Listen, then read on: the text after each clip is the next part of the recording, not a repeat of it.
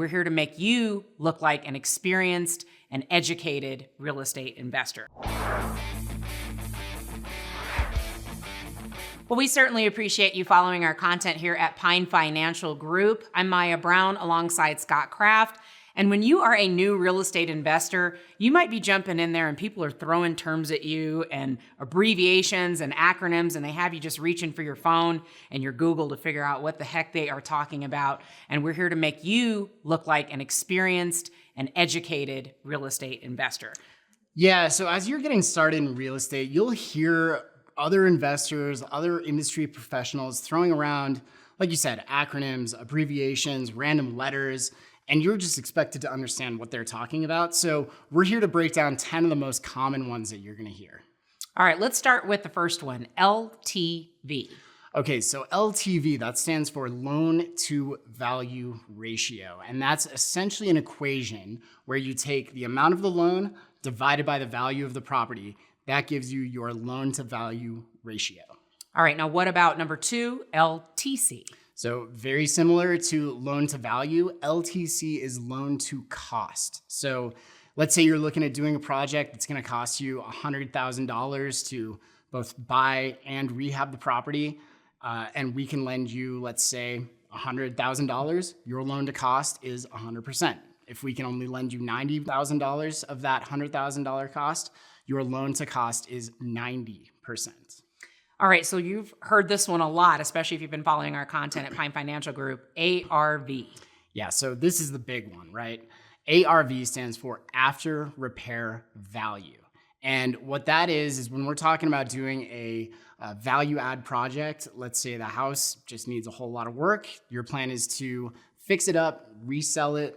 It has both its as is value, that's what you pay for it on the front end, and then it has its after repair value, what you can sell it for once you're done doing all the work. That's what helps you determine your profit as well. So very important, the ARV. What about BPO? So BPO, this stands for broker's price opinion. Let's say you've got a real estate agent you're working with and they are sending you a property that they think might be a good candidate for a fix and flip for you to buy and rehab. What they will often do is send you a report. Some of them are more formal than others. But what it usually has is a competitive market analysis in it, and it gives you their broker's price opinion of what that house will be worth once it's done. Okay, so that's kind of in conjunction with ARV. It's not the as-is value, but the BPO would give you the as-repaired value in their opinion. Yeah, either way, it could be both for an ARV or an as-is value, but typically in the terms of real estate investing, it's for an ARV. Okay, now this one, BRRRR. So BRRRR. This is, you'll hear people talk about BRRRR investing. So again, that's B with 4 R's behind it. What that stands for is buy, rehab, rent, refinance, and repeat. So essentially this is a method in which people pick up rental properties to add to their portfolio. The idea is you buy the house, then you fix it up to increase its value. Once you've increased its value and you have some equity, then it makes sense to rent the property, right? And then once it has some income coming in, you can go to your long-term lender, refinance it, hopefully get a lot of your cash back out of the deal, and then you can just go ahead and repeat. Do it with another property. So that's buy, rent, refinance. No. Yeah, I know. No. This is a hard one, and it's 4 R's. BRRRR, rinse and repeat. So that's buy, rehab, rent, refinance, repeat. You got it. All right. Now, so we're talking a little bit about rental properties. As far as commercial properties go, CapEx. Yeah, so CapEx, what that stands for is capital expenditures. And that's essentially what we're doing when we're doing a rehab, right? So a capital expenditure is essentially a large expense that's for either extending the life of a property or for increasing its value. Think about things such as a new roof, or doing new cabinets, or refinishing the flooring, or doing new tile in the bathroom. Those are all capital expenditures. That's different from something like an insurance expense, because that's not something that's actually being spent to improve the value itself. So that's CapEx, you'll hear people talk about. Okay, now this one's FSBO, but FSBO. FSBO, that stands for for sale by owner. And what that is typically lot of sellers don't want to necessarily pay for a listing agent to list their house. So what they'll do is they will put a for sale by owner sign out in their yard. They'll put it on the internet somewhere.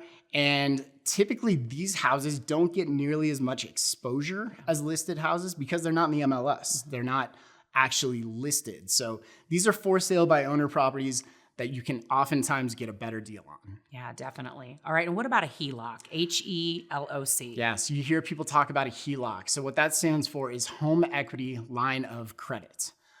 Where you hear people use this in real estate investing oftentimes is, let's say they bought a house or maybe they inherited a house and they've got a lot of equity in it, meaning they owe a lot less than its actual value.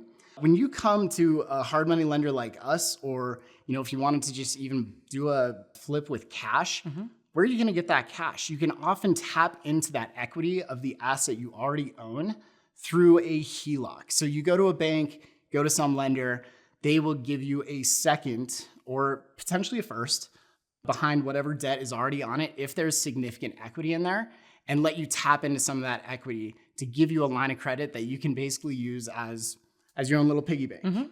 Yeah. All right, and we've got two more now. PITI, this one's important as well. Yeah, so PITI, that stands for principal, interest, taxes, and insurance. And the context of that in real estate investing is, let's say you buy a house that you're gonna use as a rental property. You need to know what your PITI payment is going to be. And essentially what that is it's just your mortgage payment. When you get into a long-term loan, let's say a 30-year fixed rate mortgage, for a property that you plan on renting, you need to know what that mortgage payment's gonna be. And what that is just the combination of your principal that is paid down every month, your interest that you pay every month, your taxes broken down by month, and your insurance for the year broken down by month. And this one could be tricky too, because on a lot of those mortgage calculators, they tend to leave out taxes and insurance, and you'll think that something is a little bit more affordable than it actually is. Yeah, exactly. Those amortization calculators do not take into consideration the TI at the end. So make sure you're looking at principal, interest, taxes, and insurance. All right, last but not least, the one we all want more of, Yeah. REO. REO, this stands for real estate owned. In terms of real estate investing, when we hear about REOs, those are foreclosed properties. Those are bank owned properties. They refer to them as REO because it's real estate that they own after they lent on it and didn't get paid back, so they had to foreclose. That is their real estate owned. That's very helpful, Scott. I think for a first-time real estate investor, going into situations and feeling like you know what you're talking about, and also that you're understanding what other people are talking about, helps you in feeling a little bit more confident as you're taking those first steps. We certainly appreciate all of that information. We appreciate you for checking out our content. We're always working to make sure that you succeed. If you have any ideas or thoughts or want to add anything to the things that Scott was talking about, please like us. Also leave a comment. You can always reach Scott or I at pinefinancialgroup.com.